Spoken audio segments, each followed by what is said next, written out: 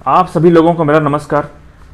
आज वीडियो के इस पार्ट में साथियों मैं आपसे schedule caste and schedule tribes act 1989, जिसे हम लोग आम बोलचाल की भाषा में SC/ST एक्ट कहते हैं, उस केस में बिलासपुर हाई कोर्ट ने एक आरोपी को अग्रिम जमानत दिया। अब वो अग्रिम जमानत उसे किस आधार पर दी गई और क्यों दी गई और किन किन फैक्ट और सरकमस्टेंस को ध्यान में रखते हुए उसको एंटीसिपेटरी बेल मीन्स की अग्रिम जमानत उसको दी गई, उसका क्या आधार था, इस वीडियो में आपसे चर्चा करूंगा। साथियों, आपको इस बात की जानकारी होगी कि SC/ST एक्ट में एंटीसिपेटरी बेल नहीं होती है। अभी कुछ टाइम पहले बहुत बवाल हुआ था इस बात को लेकर के कि एंटीसिपेटरी बेल अलाउ कर दी गई थी, लेकिन बाद में अमेंडमेंट करके उसको चेंज कर दिया गया। तो अभी SC/ST एक्ट में आपको अमूमन जल्दी एंटीसिपेटरी बेल नहीं मिलती है, और ख़ासकर हमने देखा है कि आपको सेशन कोर्ट से तो संभावना ही नहीं रहती है, हाई कोर्ट से मिल जाती है, लेकिन रेयरेस्ट केस में, जैसा कि केस मैं आपसे शेयर कर रहा हूँ। और कुछ जजमेंट भी हैं जहाँ की एंटीसिपेटरी बेल दी गई है, जहाँ की कोर्ट कहती है कि जहाँ पे उस एक्ट का दुरुपयोग किया जा रहा है, जहाँ पे कोर्ट कहती है कि there is a grave miscarriage of justice होता है, तो उस कंडीशन में इस प्रकार की अगर परिस्थितियाँ होती हैं जैसा कि इस केस में था, तो वहाँ पर एंटीसिपेटरी बेल दी जा सकती है। अब साथियों, ये मैं आपसे केस की स्टोरी शेयर करता हूँ। साथियों, ये जो केस है ये था Javed Khan versus state of Chhattisgarh के नाम से है, और ये केस अभी डिसाइड हुआ है 18 अप्रैल 2022 को। ये जो इसका जो केस नंबर है, CRA नंबर है 604/2022। साथियों, बिलासपुर हाई कोर्ट के समक्ष क्रिमिनल अपील फाइल की गई थी SC/ST एक्ट के सेक्शन 14 सबसेक्शन A2।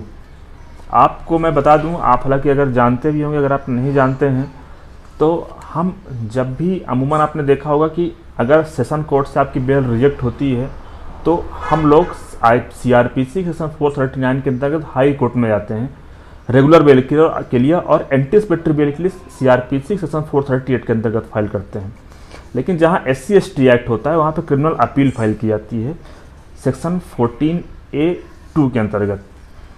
अब साथियों, क्रिमिनल अपील फाइल की गई, और ये जो क्रिमिनल अपील फाइल की गई, इस केस की कुछ स्टोरी इस प्रकार से थी कि इस केस में जो पीड़ित व्यक्ति है, पीड़ित व्यक्ति उस व्यक्ति को कहा जा रहा है इसमें जिसने कि इस मुकदमे को दर्ज कराया, और आरोपी वो व्यक्ति है जिसके ऊपर ये मुकदमा दर्ज कराया गया है। तो साथियों, इस केस में जो पीड़ित व्यक्ति है वो एक गांव का सेक्रेटरी है, सचिव है, और जो आरोपी है वो उसी गांव का उप सरपंच है। यहाँ पे पीड़ित व्यक्ति ने ये कहते हुए FIR दर्ज करवाई कि दिनांक 22/1/2022 को जब एक पब्लिक मीटिंग हो रही थी, उस समय पे जो आरोपी व्यक्ति है उसने जो पंचायत का रजिस्टर है उसने उसमें कुछ चेंज करना चाहा, जिस पर जो पीड़ित व्यक्ति है उसने आपत्ति दर्ज करवाई। उसकी आपत्ति दर्ज कराते ही जो आरोपी व्यक्ति है उसने उसके साथ गाली गलौज और मारपीट किया। इसके बाद लगभग दोपहर के 2 बजे आरोपी व्यक्ति फिर से आया और उसने सभी व्यक्तियों के सामने उसको जाति सूचक शब्द का इस्तेमाल किया और उसका कॉलर पकड़ा और उसने जान से मारने की धमकी दिया। तो इस आधार पे साथियों, जो पुलिस ने जो मुकदमा दर्ज किया वो IPC सेक्शन 323, 506, 294 और SC, ये था IPC धारा है, और SC/ST का सेक्शन 31R, 31X और 3 सबसेक्शन 2VA के अंतर्गत दर्ज किया गया।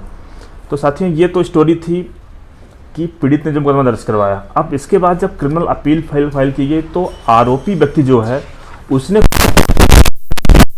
कोर्ट को जो बताया कि एक्चुअल स्टोरी क्या थी। तो साथियों, आरोपी व्यक्ति का ये कहना था कि यहाँ पे जो इंसिडेंट बताया गया है वो बताया जा रहा है कि जनवरी महीने का है। कि हमने आपको जैसा बताया कि 22/1/22 का है, मतलब 22 जनवरी 2022 का है, और जो FIR दर्ज कराई गई है वो कराई गई है 15 मार्च 2022 को। तो यहाँ पे आरोपी व्यक्ति ने जो दलील दिया कि पहली बात कि लेट FIR दर्ज करवाई है लगभग 2 महीने।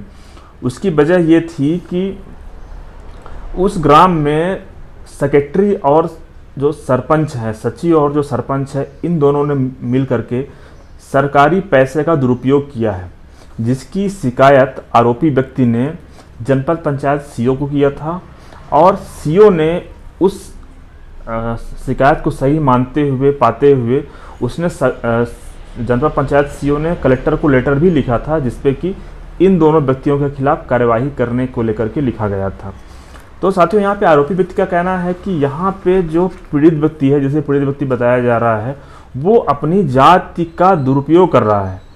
वास्तव में उसके खिलाफ हमने केस दर्ज करवाया, चूँकि उसने सरकारी फंड को का गबन किया था, उसका दुरुपयोग किया था। इसलिए आरोपी व्यक्ति ने लगभग 2 महीने बाद केवल इस उद्देश्य से कि यहाँ पे जो आरोपी है, जिसको आरोपी कहा जा रहा है, उसके ऊपर दबाव बनाया जा सके, क्योंकि उसने उसकी शिकायत किया था जनपद सीओ को और कलेक्टर ने भी लेटर लिखा था। कलेक्टर ने इस बात की जांच भी किया था और सही भी पाया था कि हाँ वास्तव में ऐसा है। तो इन सारे झूठ को छुपाने के लिए और उसने जो आरोप लगाए हैं उसके ऊपर दबाव बनाने के लिए, ताकि उसके ऊपर कार्रवाई ना हो, वो जाति का सहारा ले रहा है और ऐसा आरोप लगा रहा है कि जिससे उसे मौका मिल सके बचाव करने का।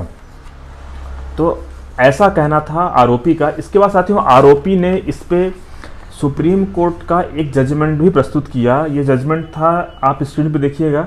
इस जजमेंट में साथियों बताया गया था कि किस प्रकार से कुछ परिस्थिति में बेल दी जा सकती है।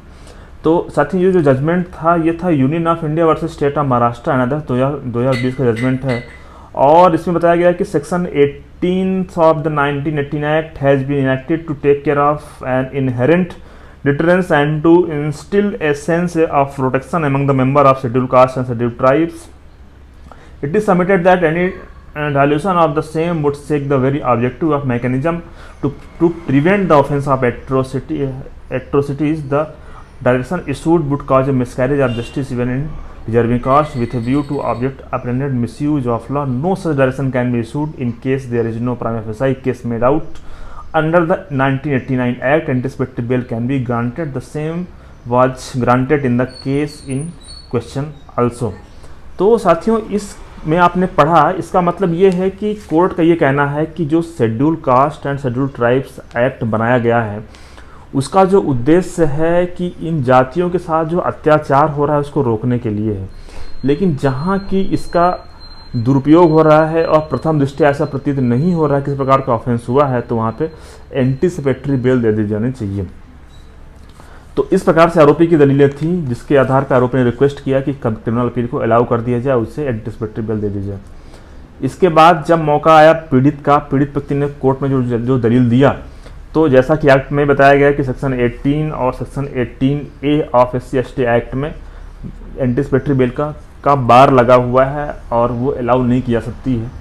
दूसरा है कि इसमें एक जजमेंट भी था जो आरोपी के साइड, जो पीड़ित साइड से जो प्रस्तुत किया गया था, वो था Swaran Singh and others versus state through standing council reported in 2018, जिस जजमेंट में बताया गया है कि in which it was held that calling a member of scheduled caste chamar with intent to insult or humiliate in a place within public view is certainly an offence under section 3(1)। पीड़ित व्यक्ति के द्वारा यह दलील दी गई कि पहली बात कि SC/ST एक्ट में एंटीसिपेटरी बेल नहीं मिलती है, सेक्शन 18 और in the purview of section 18 and 18A। दूसरा, जैसा कि जजमेंट में बताया गया है, जो पीड़ित ने जो जजमेंट प्रस्तुत किया था कि किसी भी व्यक्ति को चमार कहना सभी व्यक्ति के सामने, वहाँ पे सेक्शन 3(1)X अट्रैक्ट होता है और दर्ज होगा। इस प्रकार से दोनों पक्षों की दलील दी गई। तो साथियों, यहाँ पे जब कोर्ट ने दोनों पक्षों की बात को सुना और आरोपी व्यक्ति ने कोर्ट में कुछ कागज भी प्रस्तुत किए थे, जिसमें कि जनपद सीओ ने कलेक्टर को एड्रेस करते हुए लेटर लिखा था कि इन दोनों व्यक्तियों के खिलाफ कार्रवाई किया जाना चाहिए, क्योंकि उसने जांच में सही पाया था कि यहाँ पे गवर्नमेंट फंड का मिसयूज किया गया है सेक्रेटरी और सरपंच के द्वारा। तो कोर्ट ने उस फैक्ट को सही माना। दूसरी बात, कोर्ट ने देखा कि यहाँ पे जो FIR दर्ज कराई गई है साथियों, लगभग 2 महीने डिले है। तो कोर्ट ने इस बात को ही फैक्ट माना और कोर्ट ने माना कि यहाँ पे दबाव बनाने के लिए उस व्यक्ति के ऊपर पीड़ित व्यक्ति द्वारा मुकदमा दर्ज कराया गया है। और अगर ये कुछ इस प्रकार से मुकदमा है कि यहाँ पे इस एक्ट का दुरुपयोग हो रहा है, मिसयूज हो रहा है, इसलिए कोर्ट ने इस केस में उस व्यक्ति को एंटीसिपेटरी बेल ग्रांट कर दी, उस व्यक्ति को अग्रिम जमानत दे दी। मुझे उम्मीद है कि हमने आपसे जो जजमेंट शेयर किया है SC/ST एक्ट अगर आपको झूठा फंसाया गया है तो अगर कुछ इस तरह की परिस्थितियां हैं तो आप भी उसको उपयोग कर सकते हैं और इन जो जजमेंट हमने बताए हैं आपको उन जजमेंट पे आप रिलाइड अपॉन करके आप अपना आर्गूमेंट कर सकते हैं। धन्यवाद साथी।